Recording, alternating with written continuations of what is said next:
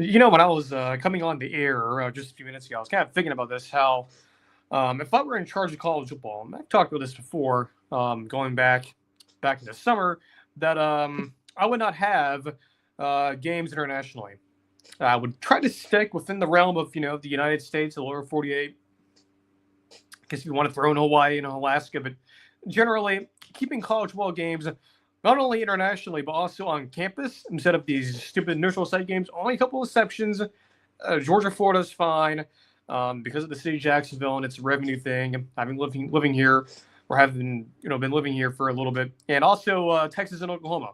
Those are fine with me. Any other game, the Georgia Tech game later this year, diabolical. Farmageddon being played in Ireland, and now we're getting reporting that there is now going to be a college football game in London.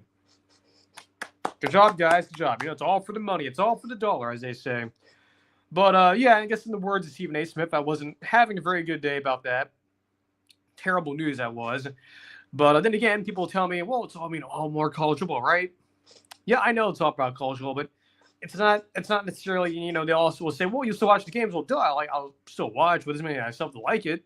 But anyway, I digress. Keeping the show positive here. This is, of course, September 18th, 2025. High atop, yet again, another dry Jacksonville, Florida. I'm having on good authority that the rain, not necessarily the afternoon thunderstorm stuff, but mainly just rain will be returning here soon, thankfully, because it's been pretty dry up here for the last week or so.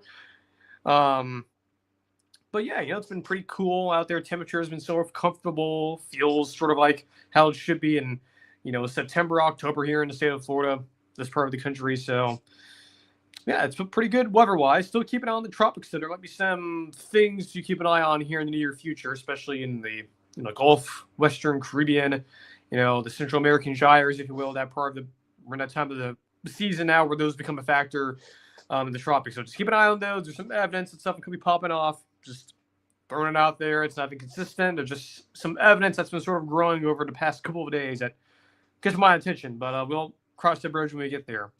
But this is episode 128 for Verticals Podcast.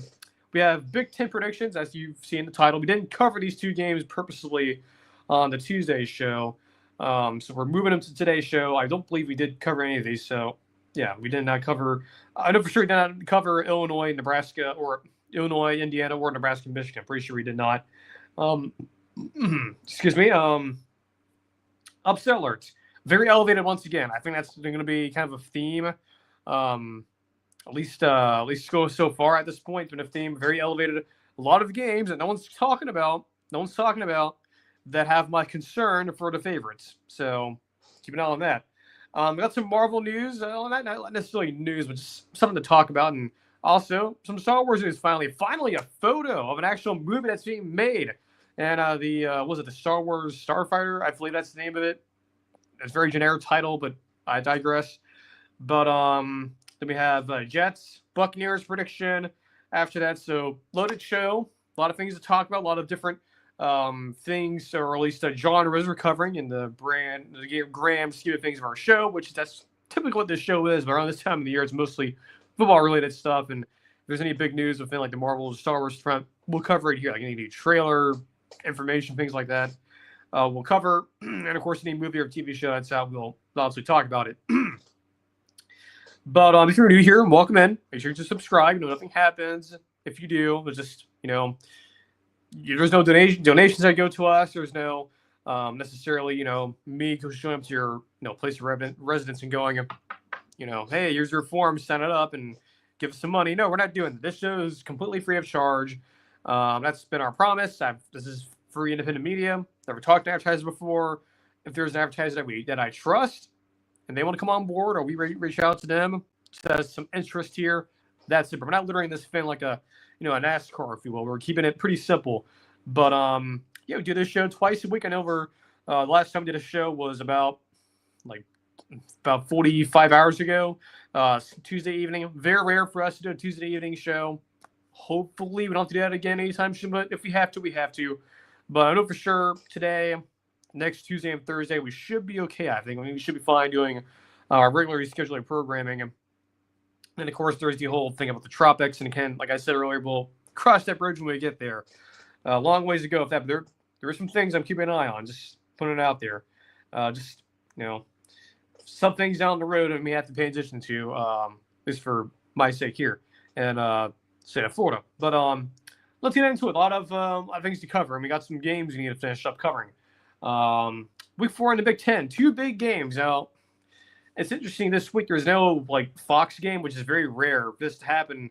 A Fox game that's not involving a Big Ten team. I think that's the first time in 3 years that they've done this. So interesting to say the least. So you have 2 pretty significant games that we didn't talk about on the Tuesday show. We're moving it to today. First one, Michigan at Nebraska. This game is 3:30 Eastern time on CBS. Gary Danielson, Brian Essler, Jenny Dill will be there. All the friends of Danny Cannell, I'm heard, will be there as well. I won't be there, but we'll be watching. This will be an interesting test here for Bryce Underwood in Michigan, right? Second time on the road. Biff Pogge's the interim coach now, if you haven't noticed. And something that people have brought up, hey, last week against, Western and Central Michigan, the playbook got opened up and the offense looked more efficient. Albeit, though, again, that was against a G5 team, a pretty poor G5 team, not necessarily Brent Venables in Oklahoma. Now you're going on the road to face Nebraska and Matt Rule. And Matt Rule in Nebraska, as they say it, it's Rule 3, the year 3. For any time Matt Rule has been anywhere besides the NFL, you only had 2.5 years of the Panthers, I believe, as a Bucs fan, if I recall. But Matt Rule and college football, it's the Rule 3, the year 3, right? The year 3 experience. Temple, year 3, I believe they went 10 wins, 10 or 7 wins. I don't recall, but I'm pretty sure they had a 10-win season in 15, the year they beat Penn State, his alma mater. Very satisfying that was for him. And then at Baylor, year 3, I went 7 wins. And then who knows what's going to be with Nebraska if they, make that big jump. They made a jump last year, went to a bowl game. They lost it, but they're 3-0 right now. Now, what's interesting, I'm sure a lot of you, besides Michigan, besides Michigan, you haven't watched either of these 2 teams in a significant manner, right? I'm sure some of you probably, obviously most of us did watch the Michigan-Oklahoma game, but I guarantee you no one's watched Nebraska. I'm assuming you have not. So you haven't watched them against their FCS and G5 team. Most of you may have watched that Thursday or Friday night game. I believe it was Thursday night when they played Cincinnati at Arrowhead. Patrick Mahomes in attendance. Andy Reid was there too, I believe. So I'm sure most of you probably, at least the sickos, you watched that. But that's probably the only time many of us have watched Nebraska in a meaningful sense. I'm assuming most of the general public has not seen Nebraska at all, but has seen a lot of Michigan, especially 2 weeks ago, which is understandable, right? I mean, I'm sure that, Nebraska playing Cincinnati and Arrowhead is very appealing, nor is them playing a G5 or an FCS team. All that aside, this is a game Michigan can lose. According to FanDuel, not a sponsor of the show, just a resource we use, they, being the Wolverines led by Pogge, are a 2.5-point favorite. On the road, no less. Again, this is on the road. Bryce Underwood's second start on the road, and it's with the interim head coach. Now, grant you, if Pogge has experience, he's not first time guy doing it. No, he's coached at Charlotte in the past 2.5 years. It didn't go so well, but he's experienced, and he's a Harbaugh, part of the Harbaugh regime, have left over kind of. He's back, so you have that on your side. But for Nebraska, I guess we'll circle back to Michigan here. Nebraska, if they were to pull this off, they were to actually get this one, and they start 4-0, and all of a sudden, for the first time since that 2016 team, which went into Columbus, famously as a top 10 team in a top 10 matchup, they got blown out. Total splattering. How would they pull this off? Well, I think Dylan Raiola and that whole offense there, I think he needs to be the reason why they would win. I think their defense, while it's not been fully exposed and not been fully tested, I still think it's very susceptible. I said that even back going into the spring and summer. From what I've been hearing from other shows, that defense for Nebraska is probably not very good, and unfortunately, they're going against a very physical team in Michigan offensively. At least the O-line. Now, the receivers, that's a whole different thing, but I don't think that's a factor here. But Nebraska, I think offense, unfortunately, to wrap the score points, is I think Michigan will get theirs. With, if that theory is true, that they're opening up the playbook a bit more now with Bryce, because they're not facing Brent Venables anymore, then, there's potential there, right? Bryce, is a dual threat guy. I think folks don't realize that he can run around and, is a very physical runner. sort of like a Dak Prescott, Cam Newton type. Not saying you're exactly like those two guys, but just he fits in that category. I guess like Anthony Richardson to a certain extent, like recent examples. But yeah, for Nebraska, that D-line has to be the focal point for you to win this game. Not to mention the home crowd and, the fact that it'll be another sellout for them. And, it's their first time on CBS at home, at least from what I can remember, at least in my lifetime. But for Michigan, I think the key here is being physical, because I think what you saw with the Oklahoma game is that, you're going on the road, first time there. I think Jerome Moore and that staff there probably knew, look, man, got to get through this. It's not league play. Don't get blown out, but also try to be somewhat competitive and be physical. And, yes, our receiver room sucks and whatnot.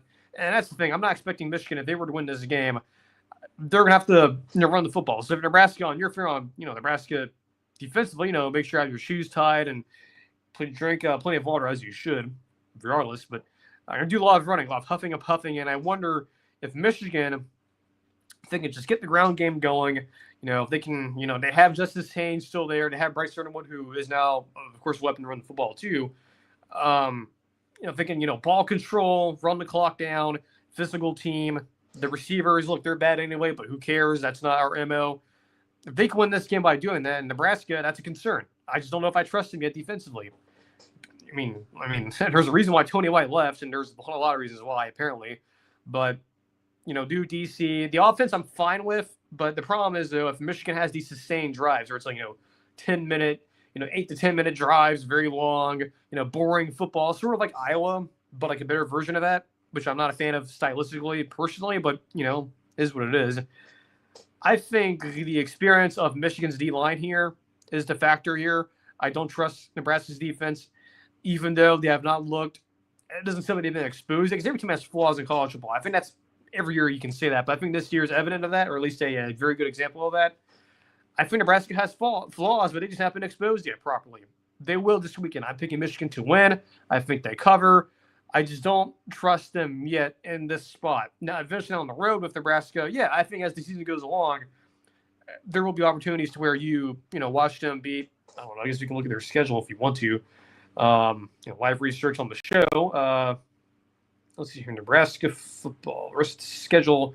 I believe they avoid Oregon. They also avoid Ohio State, but they get on the road to Penn State and they get USC at home. So, by the time that USC game comes around, who knows? Maybe they could be just a one-loss team and they're fighting, to be a contender to get to Indianapolis, I guess, in some way. So, yeah, I think I like Michigan here to win. I think they cover. I just don't trust Nebraska's defense yet.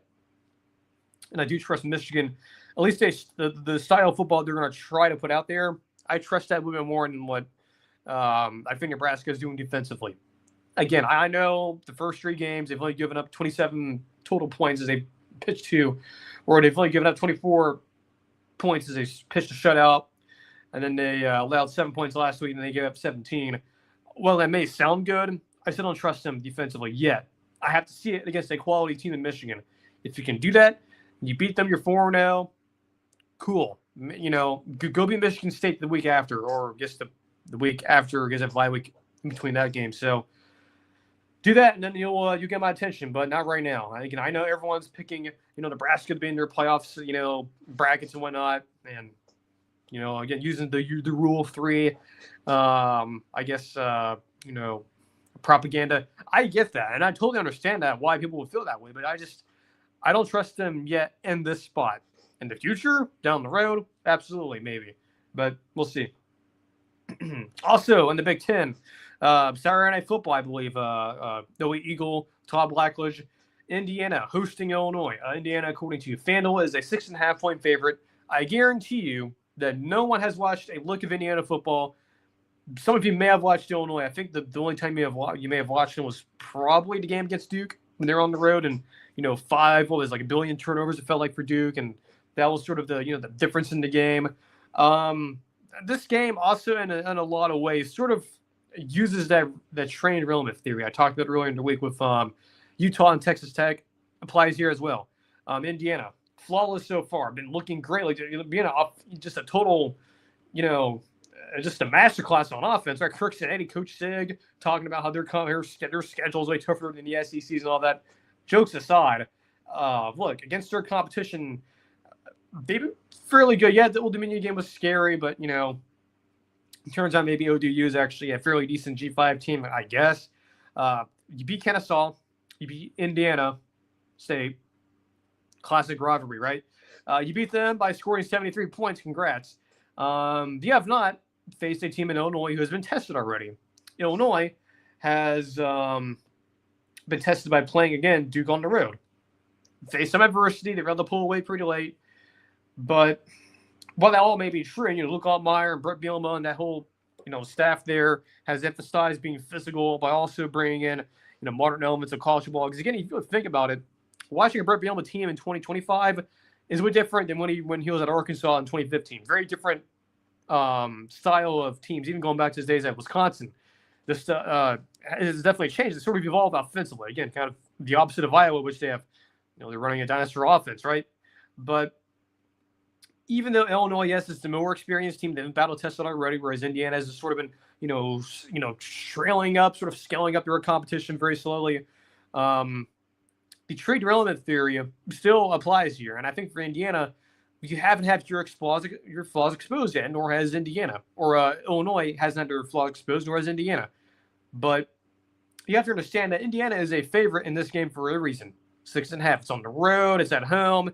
Everyone talks about how, there's a lot of these underrated environments in college football. Now, look, it's come from someone who's ever been to any of these places yet. I'd love to. That's sort of my dream, right? Is to go to all these venues, Virginia Tech, Arkansas, Ohio State, all these, cathedrals in college football. But what everyone talks about, the smaller stadiums, they are actually a little bit louder than even the bigger ones, right? Think about Kansas State, Mississippi State, Virginia Tech, just mentioned them as well. When they're full capacity and it's a big game, from what I've heard and seen historically, those places can be very challenging. And that worries me for Illinois here. Going to a place that's very small stadium, it's a guarantee with a sellout crowd. Everyone's going to be there. Definitely going to be amped up for that one. And not to mention, too, a very interesting matchup in terms of the quarterbacks on neither team. Luke Altmaier's been there for a while. You have Mendoza, who was very good at Cal the past couple of years, comes over to Indiana, and so far has looked pretty good.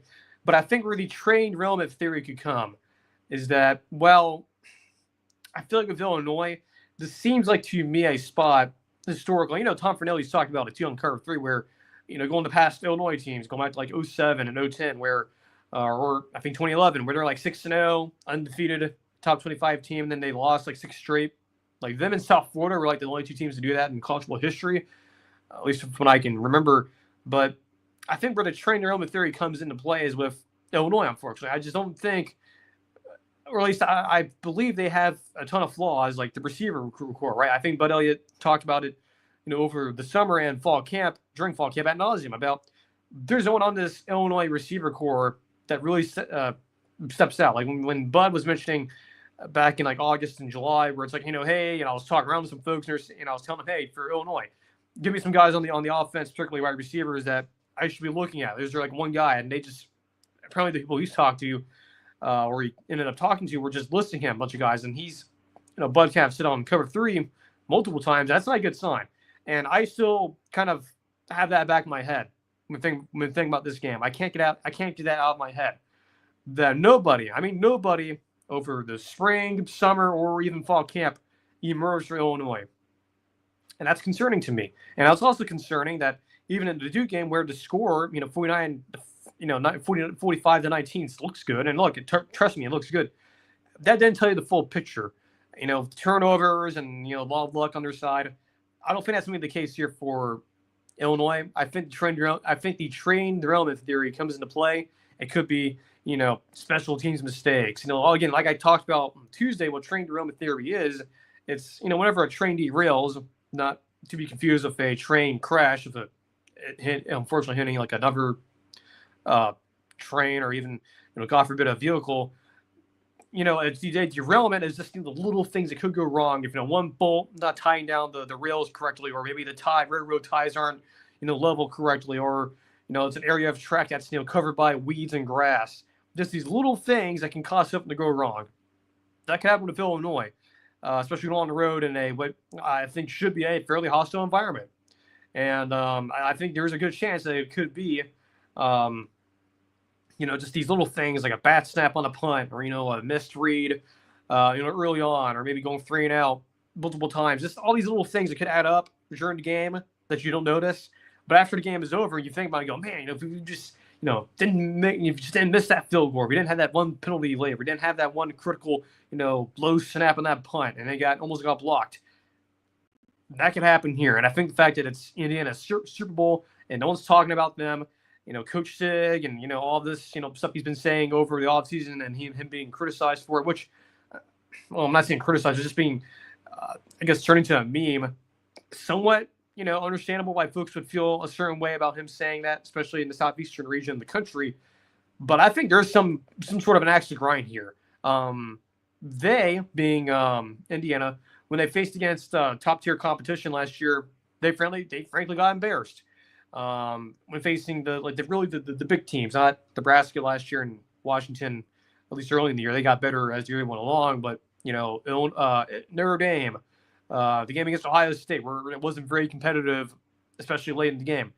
I think there's an axe to grind here. I think they want to have. I think this is going to be a game to where Coach Sig and that whole staff there. Once again, much like not like last year, because they didn't really have that big, huge win. At least a statement win. At least a win that you go, whoa, that was kind of interesting to see that. That's pretty seismic. I think that kind of happens this weekend. I think they make an announcement. I think they win this game outright. So, give me Indiana to win, and I think they cover a little bit. I think this could get a little ugly. I think they can win by more than 6 points or 6.5 according to FanDuel. We'll click here, I guess, as we're at 21 minutes in. Man, it's a lot of time to go over 2 games in Big 10. How about that? Everyone accuses all folks being, SEC homers. We cover the Big 10. We cover ACC and the Big 12 when we can. So don't call us haters. We care. At least I care. Got upset alerts here in a moment. Again, if you're new here, make sure to subscribe to the channel, like the streams, videos when we do those, the pre-recorded ones. Follow me on the podcast feed, X, Twitter, all of the things there. Again, all this stuff's for free. All this information for you is available to you with no free. It is free, completely free of charge. I was trying to say. So, I'm gonna get some water real quick, and we shall continue the show with upset alerts. It's probably the favorite segment on the Thursday shows around this time of the year. Very, very exciting to get into. There's a lot of games here, by the way, that no one's talking about. I'll just say that.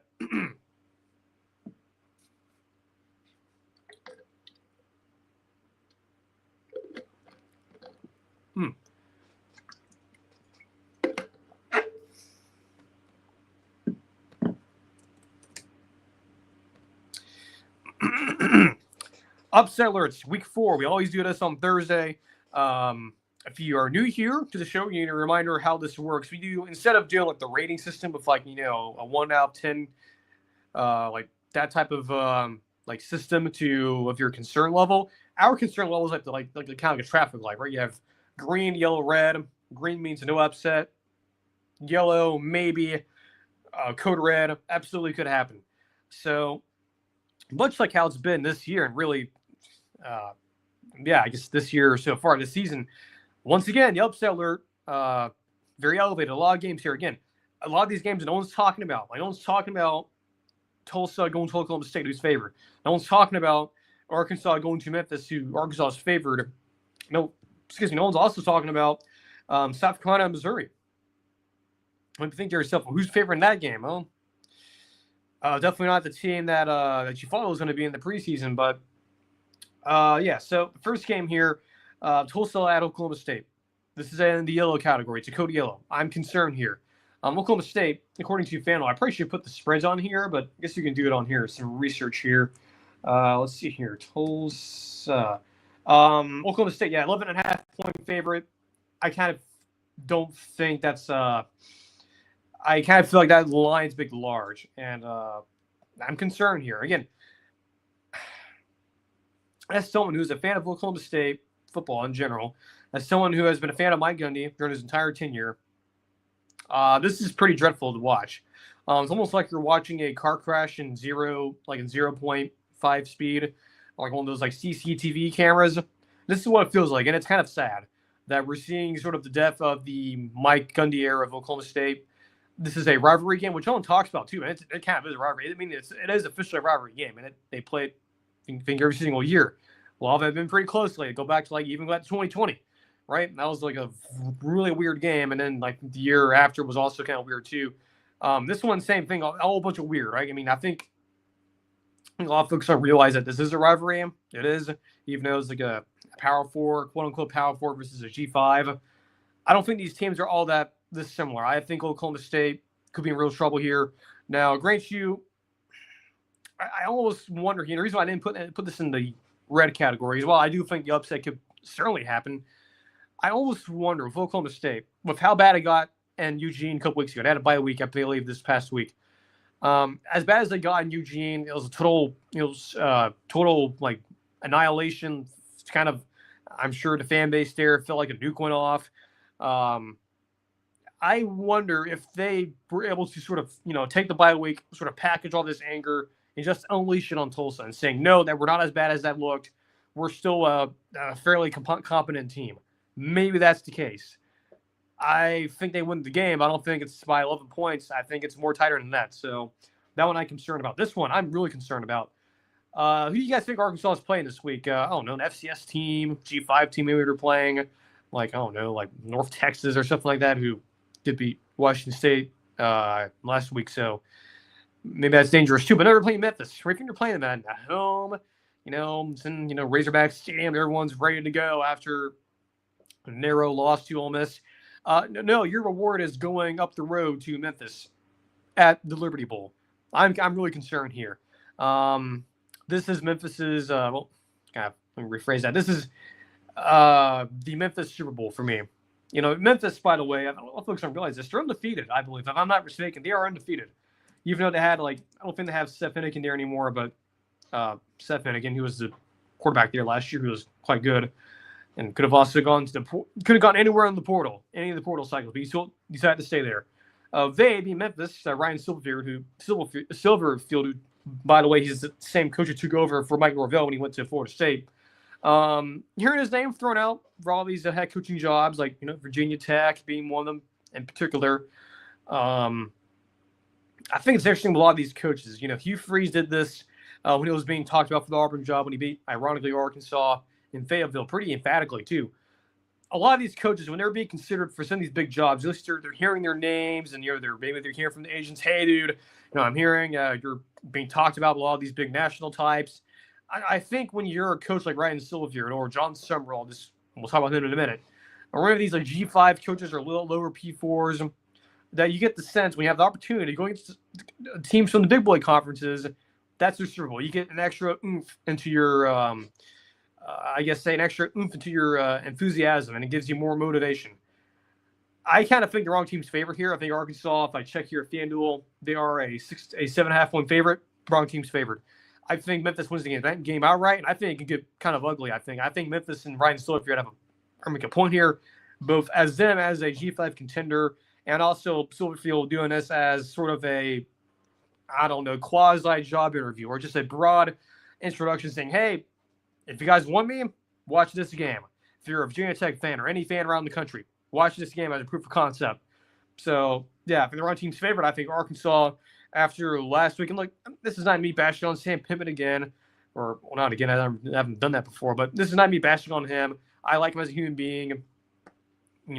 Sam, is all about, the culture guy and the type of guy that, would be fun to go to a bar with and hang out and drink some beers, but I just don't know if that team is psychologically, if they're there yet. And their reward for losing to Ole Miss in a highly contested game is going on the road and playing a Memphis team that has a team that's trying to prove something and a coach that's trying to prove something to the country. I don't like it. So the wrong team's favored. I think Memphis wins outright, and I think it could get ugly. This next game, no one's talking about either. I think Josh Bates talked about it a little bit. You guys knew who Clemson plays? It's just off the Georgia Tech game. The vibes are kind of weird. Dabo's getting mad. Worst start for Clemson, and I think they had a similar start in 2022, I believe, or 2021. The second time this decade they've had a weird start to the season. What's their reward? Who are they playing? FCS team? Who are they playing? They're playing Syracuse at home. if I check the FanDuel number, I believe it's fairly big, considering where Clemson's been at. Let me see. Clemson minus 16.5. Yeah, I agree with Josh Pate. That number is a little bit too big for me. I think Clemson wins, but do I trust Clemson? Because I said this. I've been saying it past couple of shows. We went to the reaction show, or actually went to last week after the Troy game. I don't recognize Clemson anymore, and whenever I don't recognize the team, both even before the show started, at least in my brain, I don't trust you. I don't trust Clemson right now.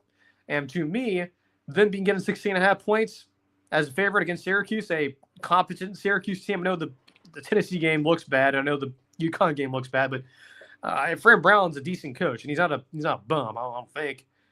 I don't trust Clemson here. I don't recognize Clemson anymore. So because of that, I think 16.5 is a little too big. If it was 14.5, same thing. I just think Clemson being favored by more than 2 touchdowns to me, just unless they can prove it to me and they seem like they're psychologically there, because I don't know for sure if they are. I don't trust them. So this one I'm concerned about. I think they still win, but 16.5, no way, bro. That is way too big for me. That one I'm concerned about. It's in the yellow category. Oh, this one. Next game here. No one's talking about this one either. Like, suspiciously, no one's talking about this. It's the Civil War. Not the American Civil War. That's a little bit different, but the Oregon Civil War. Oregon versus Oregon State. I don't even call it anymore. They don't call that. I think they call it just Oregon versus Oregon State. I don't care. That's still a cool name. And it's college football. Like, you should have these weird names that you sound cool, like the Border War and, the Red River Shootout and all these, the world's largest cocktail party. Just in general, a lot of these, historical college football rivalry names, like the Iron Skillet. I've heard conversations about that, name being in jeopardy too of existing, which I don't know why. It's just the name of a cooking device. Like, who cares? But anyway, yeah, the Civil War, Oregon versus Oregon State. I'm actually concerned here. And despite the fact that Oregon State looked dreadful, last week against Texas Tech, I still don't care. Oregon, I believe, is favored by 35.5. That's kind of big for every game, to say the least. Look, Oregon State might low-key be one of the worst teams in FBS, and they might. But 35.5, that's even more than the Oklahoma State game.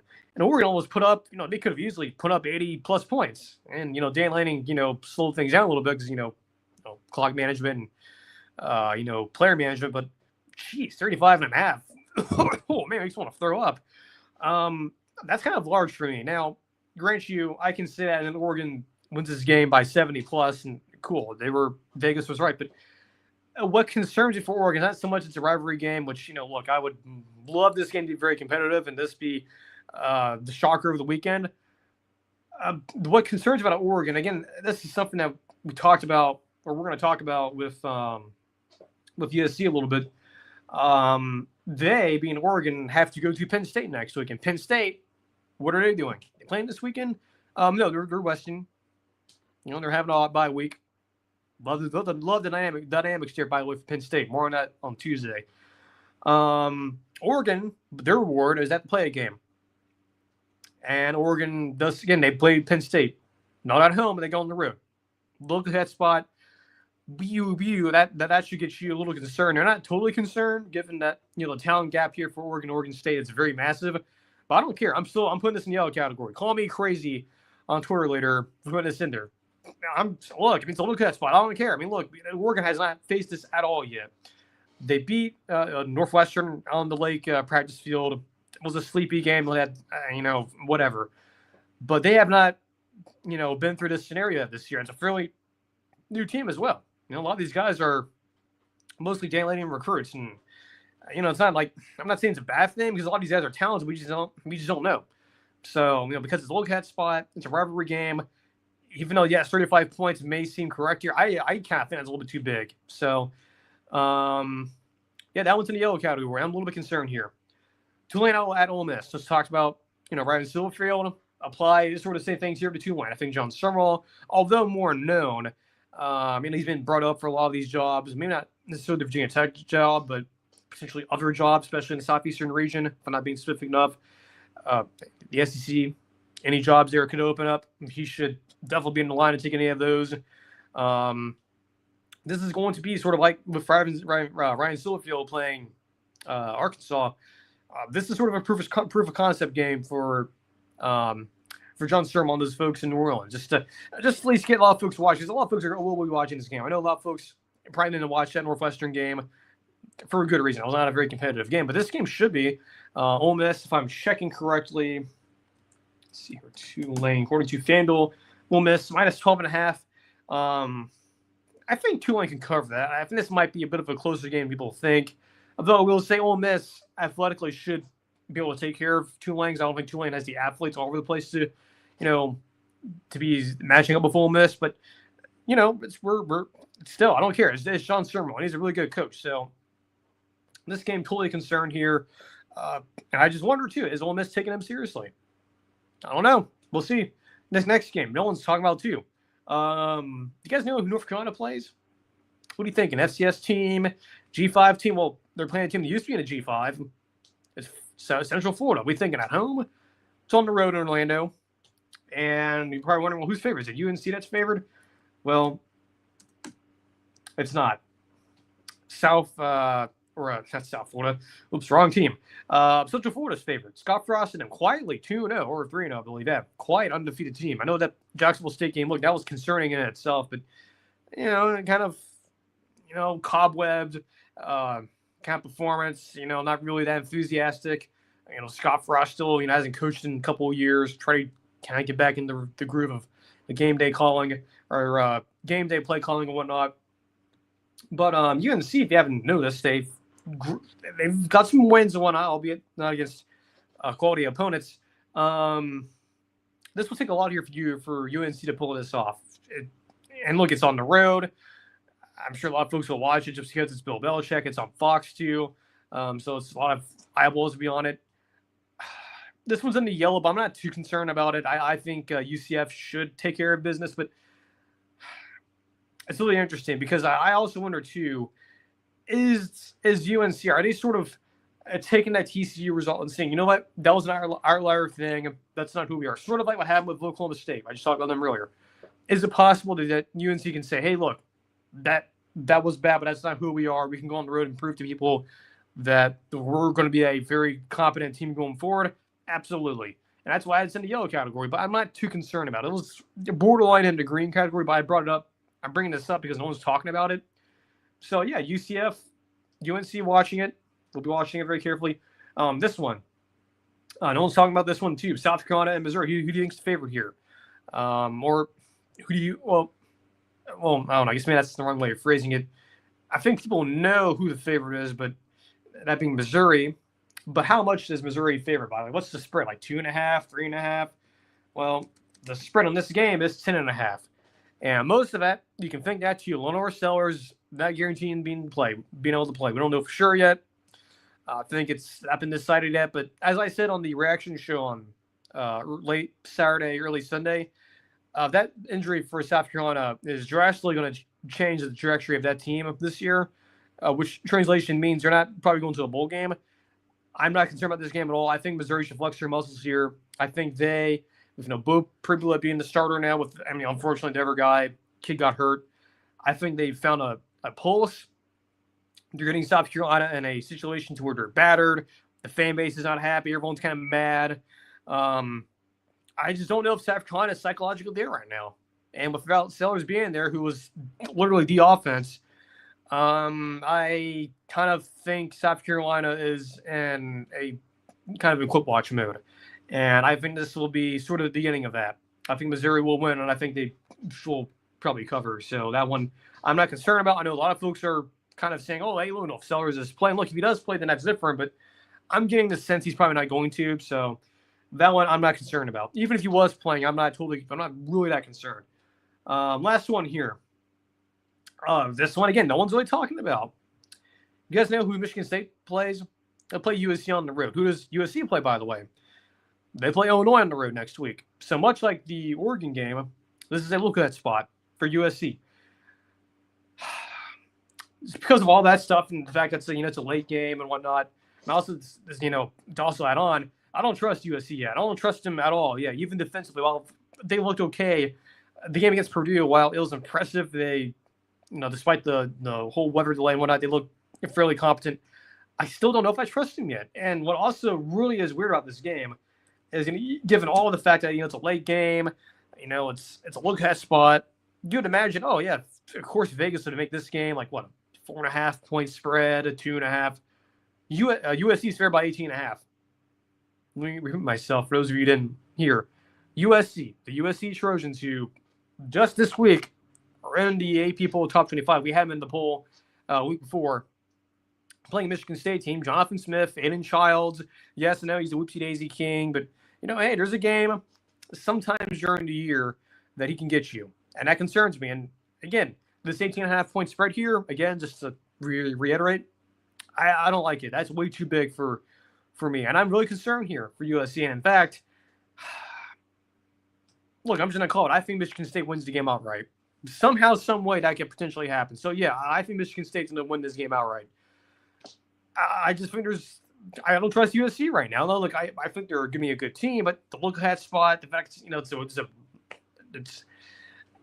fact that we're getting 18.5, I just don't like the vibe here. And I like where Michigan State's at right now to a certain extent. I think they're a competent team, they have good coach, and Jonathan Smith, who I really respect a whole lot. And they're undefeated, quietly undefeated. Yes, no, the Ball State, they didn't play them.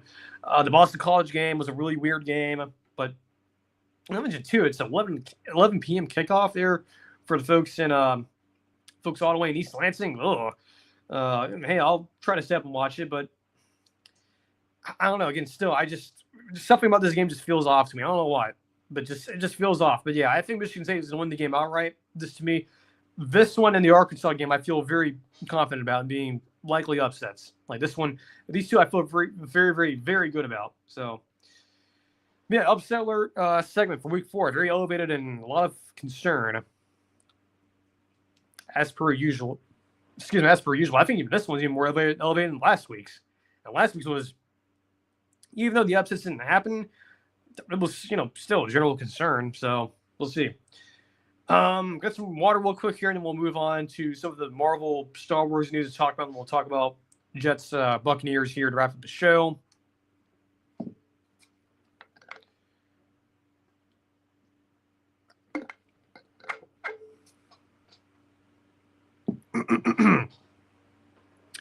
So everyone knows by now that Avengers Doomsday, coming out in December, was pushed back. Supposed to be in May. They've been filming for since the spring, I believe. It's been a lot of mystery, a lot of very few leaks, like set photos and whatnot, which is pretty impressive considering how many other productions around Hollywood right now. With going back to James Gunn, Superman, ton of set leaks from there. Avengers Doomsday just been kind of steady Eddie, nothing major popping up.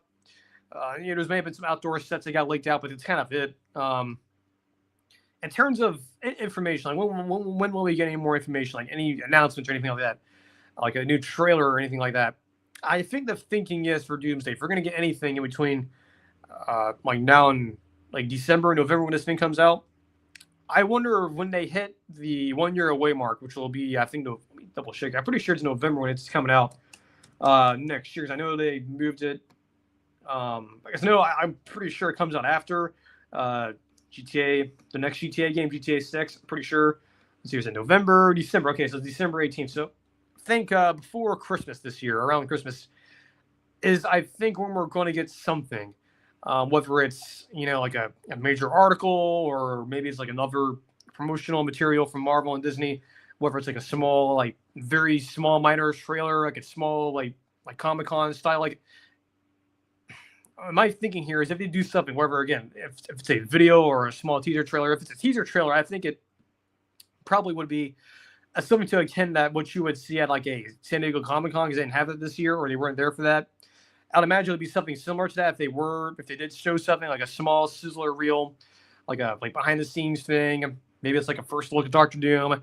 Maybe something like that. Maybe something small. But I do think by the time we get past, the spring, early summers, when we'll start to see a lot of things get ramped up. And of course, when we get to Comic-Con this time or Comic-Con next year is when I really believe we'll get probably our first trailer. I would imagine our first big trailer. I think Like I know a lot of folks are theorizing the Super Bowl could be when they could debut like an Avengers like teaser trailer run. I don't think so. I think Marvel is more willing to, of course, focus on Spider-Man Brand New Day, which I guarantee you we'll get a trailer there for that because it's coming up a lot sooner. But yeah, I think for Doomsday, the year out on the 18th, I don't even know when the 18th is on. Is it on like a Thursday? I believe that Thursday. I mean, movie comes out on a Friday. Yeah, I'm sure we'll get something because it's a year away. I'm sure we'll get a little something. We'll be surprised too if we get like I don't know, like a variety article sort of going over new information that's been trickling out. Now, in terms of like more of the cast being revealed, like everyone's talking about hey, what other legacy characters, whether it's returning characters in the MCU or more of the rest of the Fox X-Men. Which look, I've been trying to tell you guys, I don't think everyone's coming back for various reasons.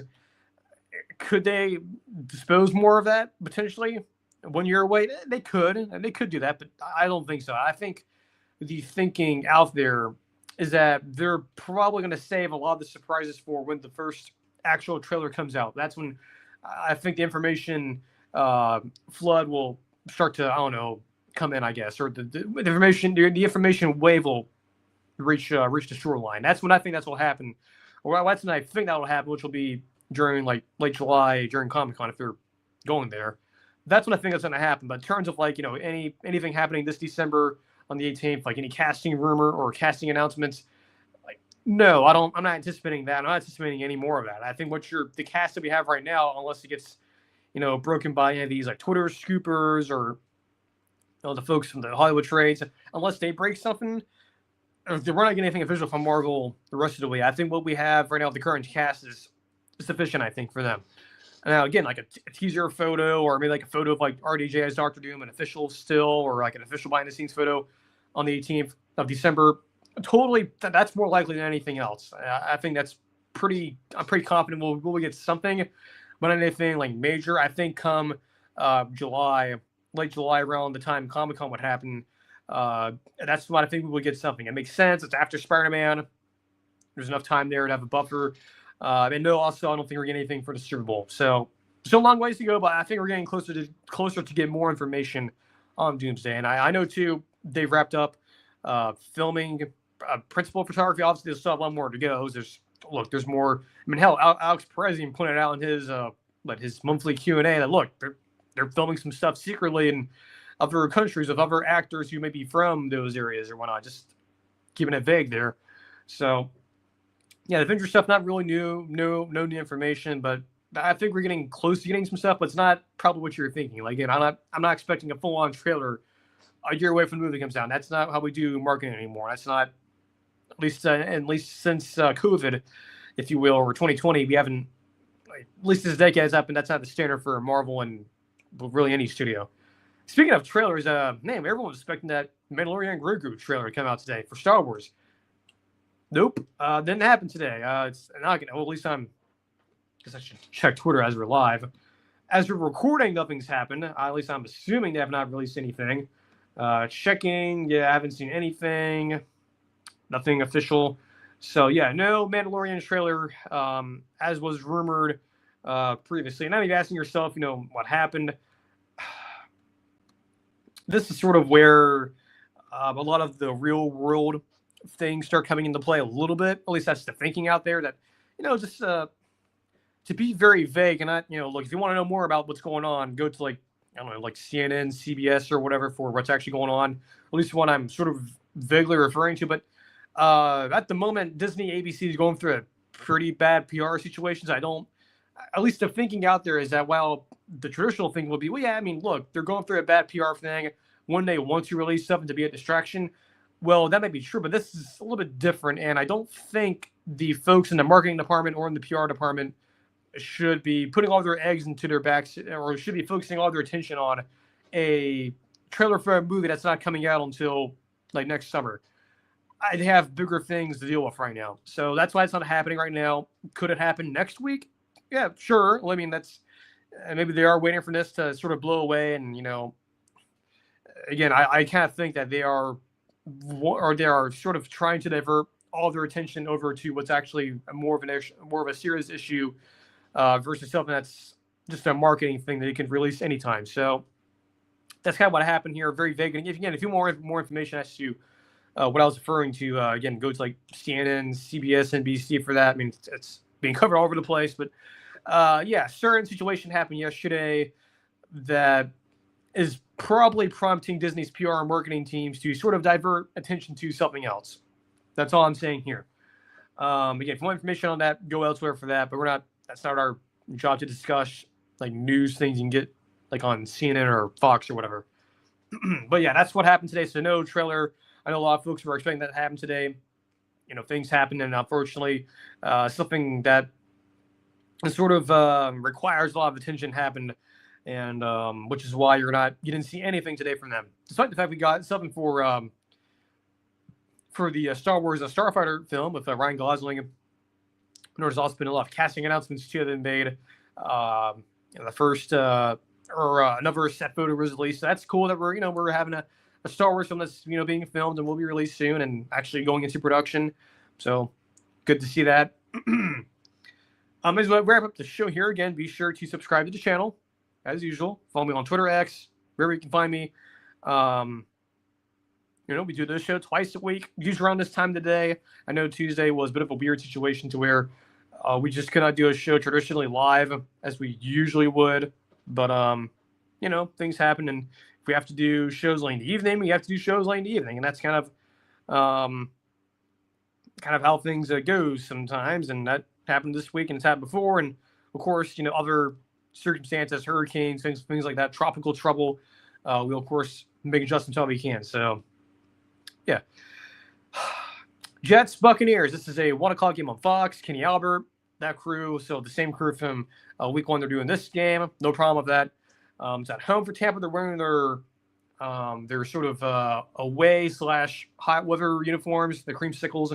For those of you who don't, follow just the NFL uniform policy, or at least in the state of Florida, yes, it is kind of a thing that teams like Tampa, the Dolphins, even the Jags, they try to typically wear their away uniforms at home because of the heat. That's kind of why. So that's why they're wearing their away creamsicles and not their traditional creamsicles, which they will wear eventually. That just have to be like in November, October type thing, which totally makes sense. But as everyone knows, of course, the Bucs won on Monday night emphatically. Well, not emphatically, in a very exciting game against the Texans. I am concerned about this game. And a lot of this has to do with the injuries. They are really starting to pile up. And I think I saw this on Twitter earlier this morning. A bit of an interesting meme. It's like the Bucs flag with the pirate skull and bones. And instead that's like the hospital logo. It's yeah, Tampa has turned into a hospital right now. They a lot of guys are out. Cody Malik is out for the year, I believe. Just a lot of injuries on the O-line in particular. Kalijah Kancey's out for the year. So, yeah, a lot of new faces are starting to be brought in here, which is not ideal given you're on a short week. Played Monday, you have the game Sunday early. That concerns me very much so for this game. And I guess on the flip side, if looking at it from the Jets' perspective, look, if they were to pull this off, and according to FanDuel, again, our sponsor of the show, Buccaneers are 6.5. And I'll just tell you, that's kind of a big number for me, given where this team is at right now. And hell, even Baker is kind of banged up, which is not necessarily a good thing either. So what I'm trying to say is that if you're a Bucs fan, you're thinking, oh yeah, if Justin Fields being out for the Jets, this should be a fairly easy win. I don't think so. I think this game could be the shocker of the weekend, potentially. I think this will surprise a lot of people. The Jets with Aaron Glenn, I know they don't have necessarily the things he has, and well, at least he doesn't have the pieces he needs to be successful. Sort of like when we talked about Dan Campbell in Washington last year, early in the year. Eventually, they got Jaden going, and they got a lot of confidence going and won a lot of close games. The miracle against Chicago. So that's kind of a similar thing here, but obviously the situation is even worse.